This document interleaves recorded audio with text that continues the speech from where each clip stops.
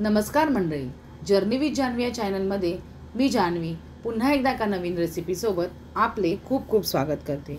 आज आपण आपल्या रेसिपी चॅनलमध्ये हिरव्या भाज्यांमध्ये चविष्ट आणि झटपट अशी होणारी चणा डाळ टाकून बनवलेली पडवळाची भाजी पाहणार आहोत। चला तर आपण आपल्या आता रेसिपीला सुरुवात करूया।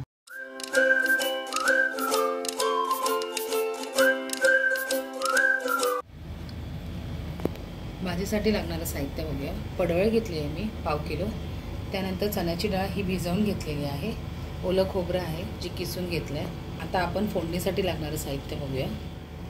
फोडणीसाठी लागणाऱ्या साहित्यामध्ये मध्यम आकाराचा कांदा घेतला बारीक चिरून, एक टॅमॅटो घेतलेला आहे, 7-8 कढीपत्त्याची पानं, थोडीशी कोथिंबीर, 5-6 हिरव्या मिरच्या, आलं आणि लसूण आहे त्याच्या मी किसून घेतलेला आहे, 1 इंचाचं आलं आणि 3 ते 4 पाकळ्या लसणीच्या आहेत। चला तर आता आपण फोडणी टाकून घेऊया। आता कढई तापली आहे आपली, त्याच्यामध्ये मी 2 चमचे तेल टाकून घेतलेलं आहे। आता आपण फोडणी टाकणार आहोत। सुरुवातीला मी आलं आणि लसणीची जी मी किसून घेतलं होतं ते मी टाकून घेते। आलं आणि लसूण जे आहे ते 1 मिनिटभर आपण परतवून घेऊया, कारण त्याच्यातला जो उग्र वास आहे तो निघून जाईल। आता आपण ह्याच्यामध्ये हिंग टाकणार आहोत। हिंग टाकल्यानंतर त्याच्यामध्ये आपण टाकूया कढीपत्ता, हिरवी मिरची। हिरवी मिरची मी जास्त टाकली आहे, ही कमी तिखटवाली म्हणून जास्त टाकली आहे। जास्त तिखटवाली असेल तर 1-2 मिरच्या बस होतात। त्यानंतर आता आपण याच्यामध्ये टाकणार आहोत कांदा। कसं आहे ना, हिरव्या भाज्या ह्या पटकन होतात, खायला पण चविष्ट असतात। याचं वैशिष्ट्य म्हणजे काय की ह्या लवकर होतात, त्यामुळे हिरव्या भाज्या करायला पण बऱ्या पडतात, जास्त साहित्यसुद्धा लागत नाही।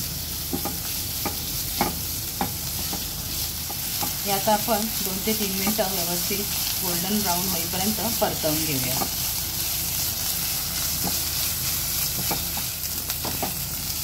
कांदा आपला 2 ते 3 मिनिटं झाला आहे, छान परतला गेला आहे। यात आता आपण टॅमॅटो टाकूया। टॅमॅटो टाकून झाल्यानंतर आपण आता याच्यामध्ये मीठ टाकणार आहोत, कारण शिजायला लवकर मदत होईल, आणि हळदसुद्धा टाकणार आहोत। हळद मी अर्धा चमचा टाकलेला आहे। यामध्ये आता हे 2 ते 3 मिनिटं आपण असं परतवून घेऊया, जेणेकरून कांदा आणि टॅमॅटो व्यवस्थित शिजला जाईल आणि पाणीसुद्धा सुटेल। आता आपण ह्याच्यामध्ये डाळ टाकून घेऊया। ही छान भिजलेली डाळ आहे, रात्रभर भिजत घातली होती। डाळ भाजीपेक्षा थोडीशी कमीच घालायची। हे आपण व्यवस्थित एकजीव करून घेऊया आणि ह्याच्यामध्ये थोडंसं पाणी टाकून सुरुवातीला आपण डाळ शिजवून घेणार आहोत। हे बघा, एवढंसं पाणी टाकायचं, अर्धी वाटी पाणी टाकले आपण। आता याच्यावर आपण झाकण लावून एक 5 ते 7 मिनिटं छान डाळ शिजवून घेऊया। आता 5 ते 7 मिनिटं झालेली आहे, आपण बघून घेऊया डाळ शिजली आहे की नाही। तुम्ही पाहू शकता आपली डाळ 50% शिजली गेलेली आहे। आता ती उर्वरित बाकीच्या भाजीबरोबर शिजली जाईल। आता आपण याच्यामध्ये भाजी टाकून घेऊया।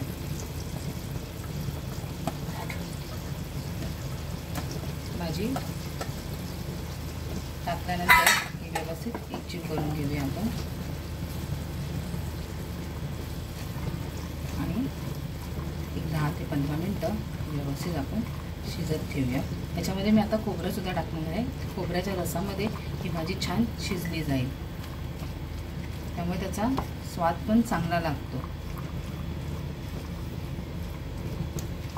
आता आपण याच्यामध्ये खोबरं टाकून घेऊया।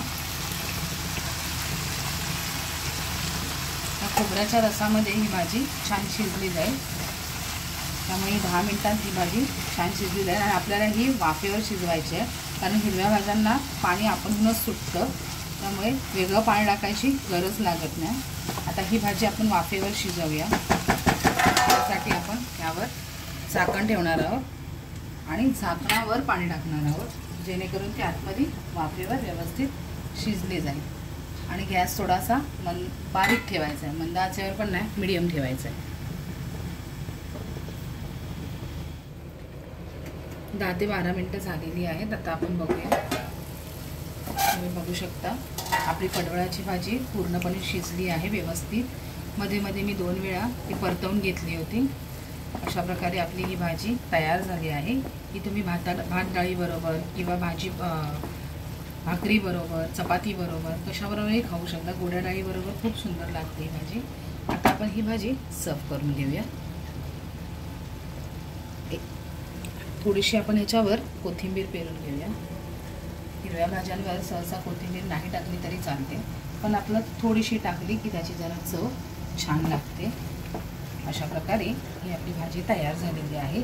आपण सर्व करताना याच्यावरती थोडंसं ओलं खोबरं परत टाकूही शकता. तुम्हाला नाही टाकायचं असेल तर नाही टाकलं तरी चालेल. तर अशा पद्धतीने ही आपली पडवळाची भाजी तयार झाली आहे. झटपट पद्धतीने अशी बनवलेली पडवळाची भाजी तुम्हीसुद्धा घरी एकदा नक्की करून बघा आणि तुम्हाला कशी वाटली ही तुम्ही मला कमेंट करून नक्की कळवा. आणि जर तुम्हाला माझा हा व्हिडिओ आवडला असेल तर माझ्या व्हिडिओला लाईक शेअर करा आणि अशाच नवनवीन रेसिपीसाठी आपल्या या जर्नी विथ जान्हवी चॅनलला सबस्क्राईब करायला विसरू नका. धन्यवाद.